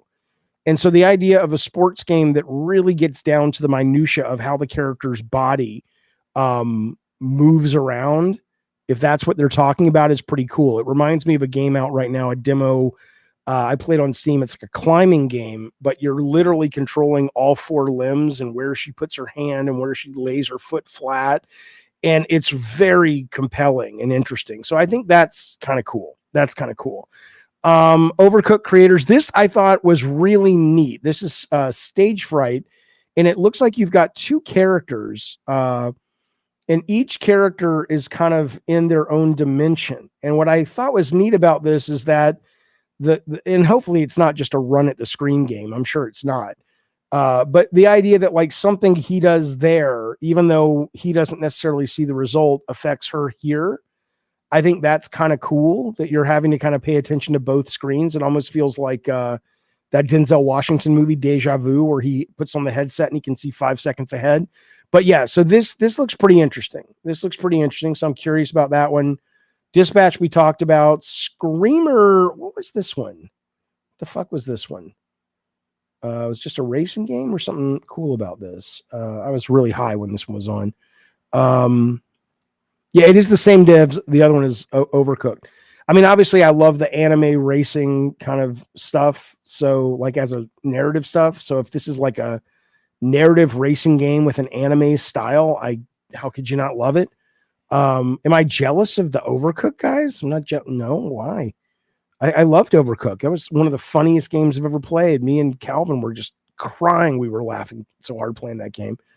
So I don't really know what this is, but let's see if it says Anime Edge. So it's already a franchise. So it's just a racing game, but I don't know how unique it is. And then the first Berserker looked fine. So I was impressed. I thought they showed some good stuff. Let's see what Johnny Graphics thought. Johnny Graphics, you're on. What do you want to talk about, my friend? Go. Hello. I can hear you. I can see you. What's up? Cool. You were a little bit, you had some disdain there. I noticed For what? When Astrobot won, That's not true, but you're rolling your eyes. So I was just wondering, out of the other games that were nominated, which one do you think more deserved it than Astrobot? Let me go to the nomination list. Again, what I said about Astrobot is I think Astrobot is a absolutely well-made game. Right. It is really good. I know people absolutely love it, and I think that's great. But I think it coasts on its nostalgia. And just like Indiana Jones and the Great Circle coast on its nostalgia. And that's my favorite game of the year. But I'm able to look at it and go, yeah, but if you rip the nostalgia out of it, which I get it, it's part of the product, it's baked in, but I wouldn't say it's the best game of the year because a lot of the heavy lifting is being done by something that exists outside the game, right? So it's just, that's why I'm like, and I also don't think it's a great platformer. I think it's a good platformer. I don't think it's as good as Crash Bandicoot 4, for example. I think that's a better precision platformer than Astrobot. That game was shockingly hard. And I finished that game. That's what I'm saying. People are like, Jeffy, you fucking suck. That's just too hard for you. Fucking finish Crash 4. Well, your whole complaint. Well, I didn't see everything you said about Astrobot, but the main thrust of your issue with it seemed to be that it was like, oh, there's bonus stages that are a little harder than normal. So but people, people are. That was not the crux of my argument. My crux of my argument was, I wasn't, that's just what I caught wind of. No, the crux of the argument was there are bonus stages that if you don't know they're bonus stages and the game doesn't tell you they're bonus stages, you are led to believe by everything else that you've been taught by the game that your goal is to collect all these robots. You're never told that you have to collect them all or you have to collect something. It never tells you, do you need them all or not? So you're forgiven if you assume, oh, I need to get them all. And so when a planet opens up that turns out as a bonus stage, that if it's too hard, just move on. You don't have to deal with it.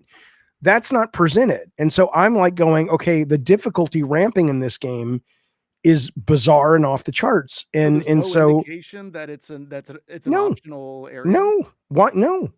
People just are like, well, I saw it on the internet. I'm like, well, I'm not going to go to the internet to learn to play the game. If you can't tell me how to play the game in the game that I've given you $70 for, go fuck yourself. Okay, well, that's fair.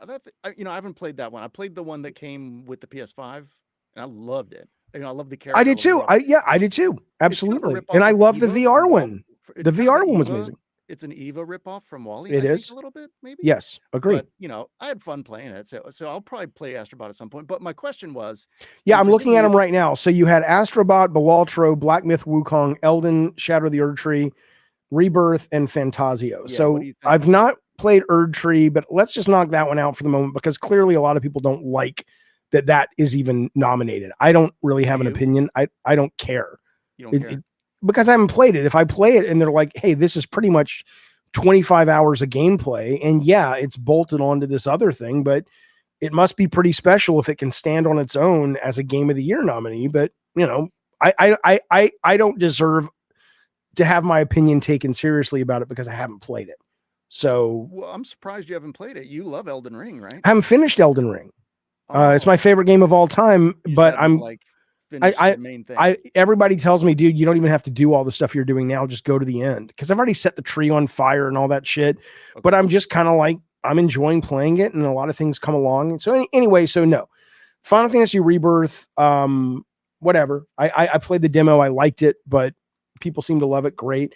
So, but I did play a lot of Balatro. I played a lot of Black Myth Wukong. I played about 5 or 6 hours of Fantasio. What I gather is, Black Myth Wukong did not deserve it. I think it's a great game. I think it's fucking. We're gonna get it not because it was necessarily the best game, but because it was the game that like everybody talked about all year. Well, a lot of that, like Toby Moss says, Wukong sold 20 million copies. Astrobot sold 1.5. Yeah, but Black Myth Wukong sold that many copies. Most of that was in Japan. It was a cultural phenomenon. It was a sense of cultural pride.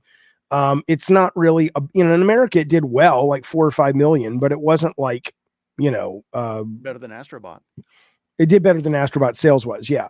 So to me, really, it would come down to, and I think it's a really good game. I think if you strip out the amazing production, like if you want to say, China, not Japan. If you want to say the best photorealistic graphics, fuck yeah, Wukong is fucking brain bleedingly cool, in terms of how good it looks. Yeah. But if you're talking just the games that will so be Hellblade 2, right? So but that's the only thing I got right. But but there wasn't much to look at. Even here, you're like, I'll just stop and look at the fucking water and look at the jungle and look at the desert. But honestly, I think the 2 strongest games from what I can say, and again, I can't speak to Elden Ring. I can speak a little to Rebirth, but not much. But the 2 strongest were probably Balatro and Metaphor Refantasio. I think both of those games, I think so. I think Balatro is going to be a game that will be with us for 30, 40 years. Wow. And I think it's like, a perennial. It's going to end up being like Angry Birds, or it's going to end up being like Pac-Man. It's super, just legendary, iconic type thing. Huh? Yeah. I'm not saying that it's the game that core gamers might love, but I definitely think it struck a nerve, and it's addictive as fuck, and it's delightful. I think Metaphor seems to be a really special, really deep, really involving, really interesting game. I've only played, like I said, about 5 to 6 hours. But I think that's a game that's also going to be talked about, up there in sort of the pantheon of great RPGs. So this Astrobot winning to me is kind of like when Gandhi won the Oscar over E.T. It's like nobody talks about Gandhi. It's or like, when like they feel bad if they don't give it to him, maybe. No, it's just it made sense in the culture at the time, and people kind of looked at something like E.T. as like, yeah, it was really popular. Same with like Raiders or Star Wars. Star Wars lost to Annie Hall. Now Annie Hall happens to be a classic film, but Star Wars it changed the culture, So I think Astrobot is going to be, No, I mean, I think it's something to be really proud of. I think people really enjoyed it. I think there are some people who really love it, but I don't think it's Sony's next big mascot. I don't think it's the thing that's like, oh my God, that Astrobot game really, is their Mario. I don't see that. They already have a Mario. His name's Kratos. That's the Goddamn Mario. right. I mean, you invented it. With a team. I worked with a lot of smart team, people. But okay, all right. You're yes, so annoyingly humble about this. It's not about being humble. It's just that I can't. With it, though. I'm an honest guy. I was crucially important to it. Yes. But so was Ken Feldman, Charlie Wynn, Corey Barlog. I'm just saying. You got. I don't want to take credit for everything, but I was crucially. That's right. Oh yeah, no. Look, there's a reason Connecticut was a piece of shit selling game. Because you weren't there. Well, I was there and I was working on Twisted Metal. And when I left the Connecticut, when I started focusing on Twisted Metal, Connecticut was going to be a game that like a company like Midway would make, which was, it was pitched to me as like motorcycles, like, dirt engine bikes. What are they called? BMX or what? No, BMX is bicycles, but, like fucking Ricky Carmichael shit. Motocross bikes, driving up the sides of buildings and racing on the wings of airplanes that were crashing. And it was going to be this big kind of over the top Cruising USA, super commercial, super, and then suddenly we get this fucking esoteric black light fucking weird rock opera, which is great, but nobody's buying that fucking thing. And I'm like, what the fuck are you guys doing? I bought it. I thought it was cool. I was cool, but there's like 60,000 people who bought it. It was a bomb. So I think that's interesting because I feel like the auteur, I mean, we have your Kojima and we got a couple of these guys that are still floating around, but like so much of what dictates what a game is going to be, and I don't know this for sure, but this is the vibe I get, I guess I should say. So much that decides the tone and the feel and the style and the look of a game is just like, it's just like people following trends, man. It's just like little tiny iterations of the same trend at the AAA level. You mean at the AAA level? Yeah, at the AAA level. Yeah, that's what I mean. Sure, but that's anything. That's anything, I guess. But usually there's a John Carpenter or there's somebody that comes in. There's like, yeah, I want to sell copies, but I also want to express myself, and I have a cool idea, and it's my thing. I'm the auteur. I'm the vision. Yep. There's no fucking like. I mean, there is that still exists. That still exists. I know, it just doesn't exist in space. Yeah. Yeah. Like, so I mean, but you're not going to get that all that often. Like somebody like Brad's talking about the Judas trailer. I'm sure Ken Levine feels that Judas is a near and dear to his heart personal expression, and I'm sure it is. My guess is what Neil Druckmann's doing is not like some slop that marketing. I'm sure marketing maybe looked at it and said, okay, well, out of these 4 ideas, Neil, we feel we can probably sell this one the most. And that factored into what they greenlit to some extent. I don't know how much of an extent, but I still think you have them. But I think when you're spending the kind of money that are, many filters, I feel like it goes through so many, there's so many chefs in the kitchen. There's so many people like nitpicking at it. And by the time it gets to our plate, it's just like, oh, Cyberpunk again for the maybe because the other thing I'll say is the one thing I don't like about Xbox first party is if the lip service is accurate, would be the one thing that I think they are doing well, which is everybody says that Phil and Matt Booty and all those guys are super fucking hands off. And when they are, more often than not, they shit the bed. Like somebody should have been more hands on with Redfall. Right. Somebody should have been more hands-on with Halo Infinite. There's a balance to be struck somewhere. Right. And Sony's always been good about that. But what I will say that I'm thrilled about is their hands-off gave us Indiana Jones. And whether you love Indy as a character or not, they spent a lot of money on a first-person action-adventure game where the vast majority of it is thinking. It's stealth play and it's puzzle solving. And yeah, you punch people and you shoot people, but not like the number of bullets you fire in that game compared to something like Uncharted is like maybe 5% at most. What Nathan Drake fires, right? That's something that probably in this day and age would be pretty rare to get that kind of budget and to be able to have that level of freedom. So, I mean, that, again, it depends on the team too, right? Like Machine Games, you can leave them alone and they'll make an awesome game. Well, kind of, but I mean, again, Machine Games has like never Japan done a Studio. game. They've never done a game that had such less action, though. Their stuff is shoot, shoot, shoot. And, you can leave a team alone, but look what happens when you leave the team alone that's usually making Forza Horizon, then go make Halo or Fable, right? Suddenly they're taking a really fucking long time. So just because a team's good at one thing doesn't mean they can do something else. Yeah, well, we don't know what's going on with that. That may end up being worth it. We'll see. But I'm concerned about Intergalactic. I'm not gonna lie. Like, I love Naughty Dog. I trust Naughty Dog to some extent. They've certainly earned my benefit of the doubt to some extent. They they just Last of Us 2 is a fucking masterpiece. No, they're a great so studio. Good. But it's so fucking derivative looking, man. I can't get over it. It's my issue is not that it's derivative from a standpoint of I know that they will make something good. Unless just something crazy. It won't be well, bad. I mean, unless Neil Druckmann has his nose pushed up the butthole of Hollywood and he really would rather be on the set of Last of Us and he's phoning it in, unless something like that goes down, I don't think it'll be bad. To me, the red flag is more, you guys are Naughty Dog and this is your kind of coming out party for this game. And that's the trailer?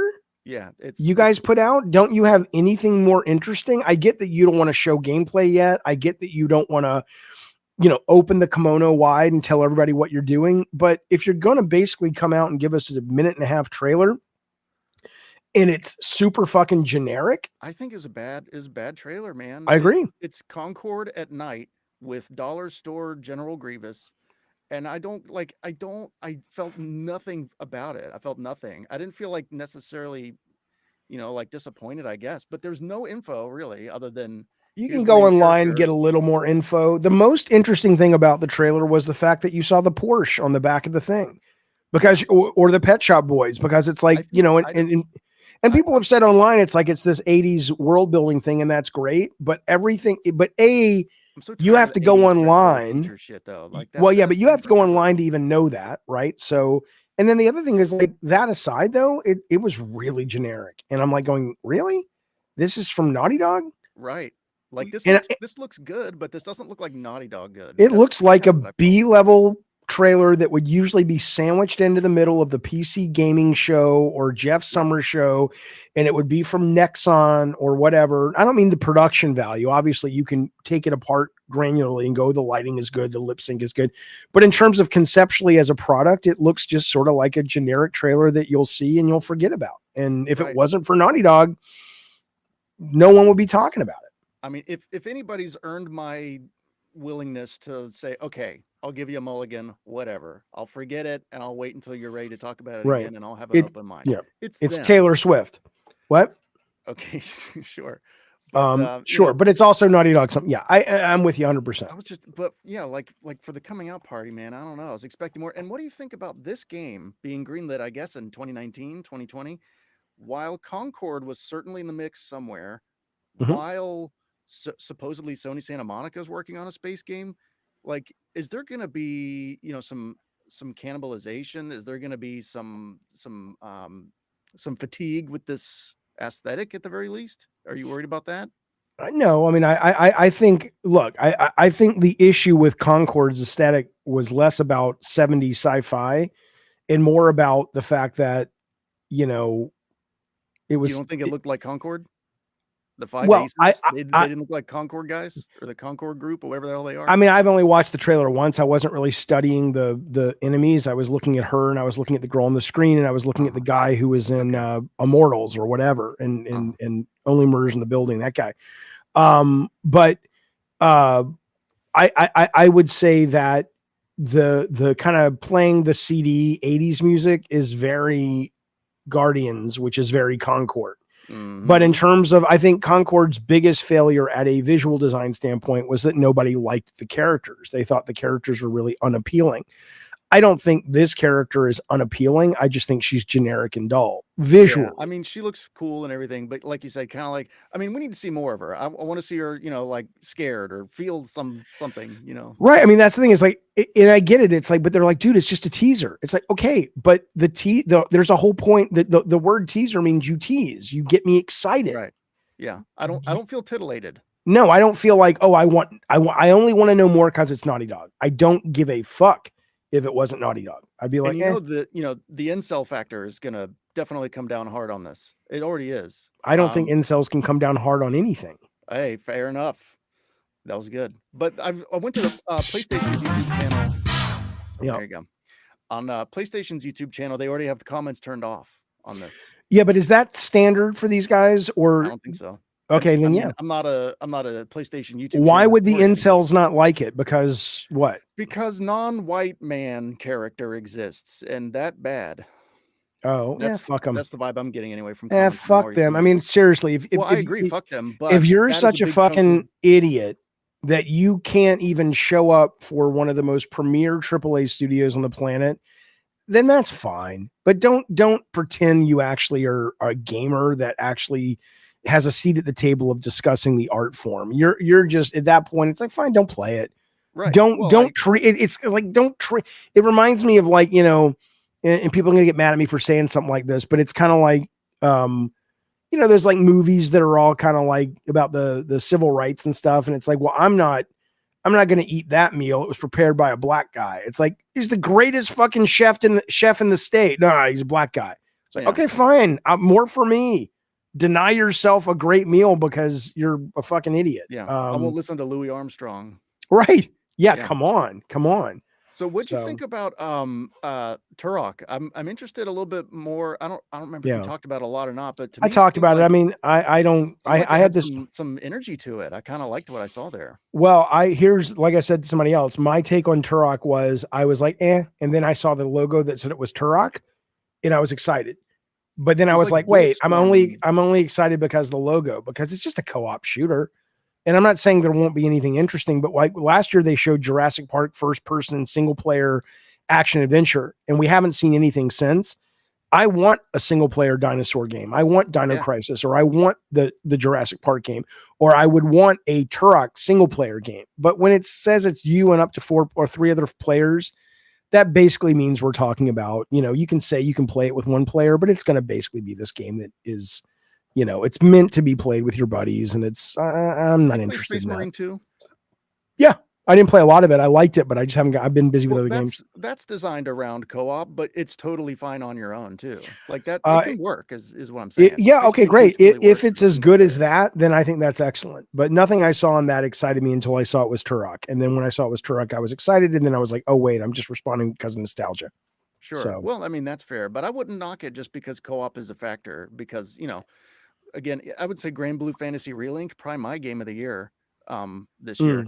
I played the absolute shit out of that. I don't think I got on co-op one time. I've 80 hours and I had a blast. I love that game, but it's clearly designed with co-op as an option in mind. You know, it's designed. Yeah, well, we'll have to see. We'll see what people say about it when they get their hands on. Shiva Jones, listen to this, says the game, meaning Intergalactic, looks interesting to me, but Naughty Dog made it so I'm not playing it, which hurts because when she pulled the sword out, I thought, damn, that's my kind of action game. Why Shiva, are you one of these people that Johnny Graphics is talking about? Why would you not play it? Because Naughty Dog made it. Yeah, I would. Yeah, expand on that. Why? John Goat says terribly written game with The Last of Us 2 from someone who loved Naughty Dog up to that point. Jaffe acting like Druckmann didn't alienate a lot of gamers with that one. I love how everyone becomes writing experts when it's time to talk about The Last of Us Part 2. All of a sudden, I love that game. A published author, and everybody knows what good writing is. And there's one too many characters in this particular section. And I mean, they have right to their opinion, but I will just tell you that I thought Uncharted 4 was not a great game. I thought it was dull. I thought The Last of Us Part 1 was. I need to play it again, but when I first played a lot of it, I thought it was pretty pretentious. Last of Us Part 2, I think, is fucking awesome. Okay, so if they turned you off with that game, that's a fair thing to be turned off by. But you know, I mean, if you don't like that's amazing one game games, though. like, If this guy loved Naughty Dog in one game, okay, well, so they wrote a game and made a game you didn't like, but it sounds like everything else you loved. So you're gonna wash your hands of this premier studio because one game you didn't like? That's kind of weird to me. It's just an excuse. We all know it's an excuse. It's not the real reason. The real reason is that, you know, non-hetero storylines that aren't, you know, Duke Nukem, you know, anything non-Duke Nukem is upsetting, you know, and it's change and it's cultural change and it's scary. Well, Michael Struckman says Jaffe's hating on Uncharted 4 for no reason. I'm not hating on it. I didn't like it. Why do you hate Uncharted so much? I can give you the reasons, but they're not. It's subjective. I like 4. I thought 4 is actually one of my favorite ones. Yeah, and that's great. Why do you want to make a baby with Uncharted 4? Why do you love it? And why did you kill your wife so you can marry Uncharted 4? I mean, it's like the proper response is, oh, interesting. What'd you like about it? Oh, I didn't like. I mean, it's internet's nuts, man. Yeah, well, you know, everybody has contrast turned up to 500. You know, there's just white and there's black and there's no nuance whatsoever. But Landon says not all criticism is woman bad, dude. Get real, Jesus. I think he needs a comma. I think he's saying not all criticism is woman bad. Period. Right. Correct. Dude, not all comma. Get real, comma, Jesus. Unless he is saying to you, hey, Jesus, get real. I don't know what he's saying, but here's the deal. Jesus. Oh, I think he's calling you Jesus. Oh, well, fair enough. Regardless, one of us is Jesus. But the point is, if you say not all Naughty Dog hate is woman bad or whatever, that's fine. That's true. But what you can't do though, I mean, you can Landon, but you're not going to be taken seriously. When you say not all criticism is woman bad, get real. Then you should follow. Maybe it is, maybe it's not. But if you're not following it up with any kind of specific argument, why you haven't earned anybody's going, yep, you're right, Landon. You're just it's like being in a courtroom and somebody says your client murdered that client or murdered by the defendant, and you stand up and say, I object, and the judge says why, and you're like, I object. It's like, yes, I don't know why, but I'm not sexist. Right. Well, now that, you know, come on now. All right. Anyway. But yeah, anyway, I was just curious what you thought about all that. That's what I thought. I won't distract any longer. You're not distracting me. I appreciate the call. It's good chat. Thanks, buddy. Sure, man. All right. See you later. All right, fellas. Well, what do you mean let us speak? Deadpool's cousin says, let us speak. You're speaking. Call in if you want. Yeah, you should hire me, Struckman, as your lawyer. Oh, it'd be terrible. It'd be terrible. The red phone doesn't need to be open. There's a link. There's a link at the top of the YouTube chat. I can also put it here. You can call in. But the red phone isn't going to be on because nobody seems to want to create a system to allow me to put calls on hold, and it just keeps ringing while I'm talking to people, and it's annoying. Johnny says, I'd give it a chance for sure. I just don't have the hype like I had for Naughty Dog's games before Last of Us 2, like hype for a modern Ridley Scott movie as opposed to 2000.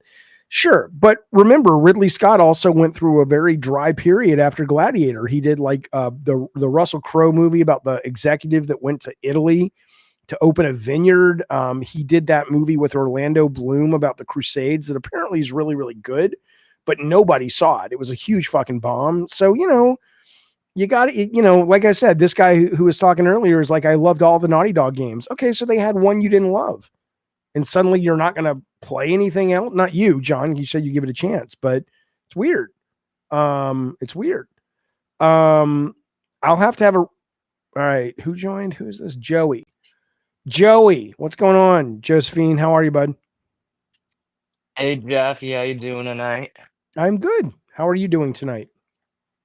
Pretty good. I just glimpsed at the Game Award trailers, and I just wanted to drop one comment. I don't know if anyone said anything, but the Game of Thrones trailer got me really excited because I'm like, all right, this could be Hogwarts Legacy with Game of Thrones, and it looks pretty cool.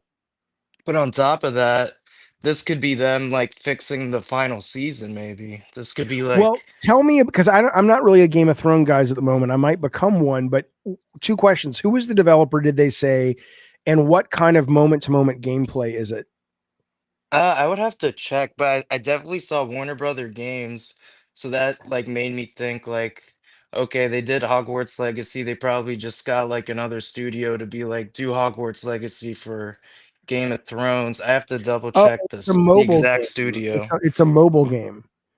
Nothing's Oh, wrong with that, but Game of Thrones action RPG based on TV show coming to iOS and Android in 2025. It's an RPG from oh, Netmarble, and Netmarble are the guys that do. I think they have like a Marvel. Let me check. Netmarble. These guys do. One moment, just checking. I don't know. It's not working, but I don't know what. Oh, here we go. Maybe. I don't know. They make cell phone games, so it might be great, but they have like the King of Fighters, AFK, King Arthur, Legends Rise, Meta World, My City. So they're pretty heavy in the mobile space. So wow. That fooled like my whole group chat because everyone was like, "Holy shit, Game of Thrones game!" And the trailer was really good. The cutscenes looked mostly really good. they did. So I I'm agree. shocked that that's an iOS game. Yeah. I mean, it still might be good. There are a lot of good mobile Yeah. games, but so But that's it. Enjoy the rest of the stream, guys. But all that's right, all I had Joey. to say for All right, tonight. bud. Thanks for calling. Talk to you later. Bye. We got Ant the Gamer. Ant the Gamer's Jaffe. What's going on? What's up, pal? Ant the Gamer, how are you? Are you there? Ant. All right. Well, you're on if you want to chat. Shiva says, I think it's fair not to purchase Naughty Dog's next game as my way of saying I didn't like the previous game. Speak with your wallet. Sure. Absolutely. But I'm just saying, I think it's short-sighted if you're basically saying if you're saying, hey, my guard is up a little bit because as much as I love Naughty Dog, their last game, The Last of Us 2, kind of let me down. So I'm going to wait before I pre-order this until I see reviews and talk to my friends and watch videos on YouTube. I get that. But to say just because they made a game you didn't like and they have a history of everything else you love, that seems a little weird that you're not even going to entertain it. But sure, all right, well, Ant, I'm going to let you go because we're here, but it's not working. Thank you, buddy. Okay. Well, there you go, fellas. That's the show. I'm back up tomorrow with a proper Jaffe stream, which we will be talking about. Just, there's no games on that one. That's all about, we're going to be going over the Pornhub 2024 wrap, not mine, but like they release, this list. They do it every year. It's delightful. It's like the porn people search for most in California compared to Alabama. And they do we're going to look at like the video game characters that had the most porns made about them. We're doing that. We're going to be talking about the drones a little bit more. There's more news coming out on that. We're going to be talking about new buzzwords in 2024, things I've never heard of, but you guys probably have because I'm old, like the word 8 or beige flag. I'm like, what the fuck is that? And a lot of other things, plus your calls. And then tomorrow afternoon, we'll be doing a proper Gabbing Games. Will be the news of the day about video games. So, but for now, that is it. I'm going to go sleep off the rest of the pot and get up tomorrow and prepare a hot piping new stream for you. So hopefully I'll see you guys live. New members, welcome. Super chats, thank you. Call-ins, thank you. You thought I was waiting, Ben? Are you? If you want to, I mean, I'll bring. Are you there, Ant? I don't want. Can you hear me? Oh, now, yeah. This will be the last call. But yeah, what's up, Ant? Hey, man. I just wanted to say I've been watching you for a while. Sometimes I don't have time to like call in. Mm-hmm. I had some time today. And with everything that's been going on in the gaming industry and, lines being drawn, I just want to say I support your side of things. And I like the way you say your part, Sometimes people get things twisted and they want to act on the things that you may say kind of wrong. Yeah. They do me the same way. That's how people on the net are today. That's how people are in general. Yeah. But I just want you to know you got another one in your army. That's all. Cool, man. Well, that's very. I really do. I appreciate that. Maybe even more than you know. It's been a tough couple of weeks. I mean, I didn't mind it that much, but it sucks to be people just be.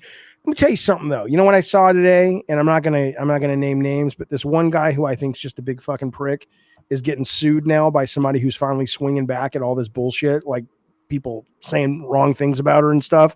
So it's nice the good guys sometimes get to win, but regardless of specifics. But Ant, thank you, buddy. That's very kind, and I appreciate you saying it. Thank you. And one more thing. Yeah. It takes today's society, usually in my opinion, they don't really think as deep as they should. Like they don't really dive deep into like what could be a person's reason behind the things they're saying. Why are they doing this on their platform?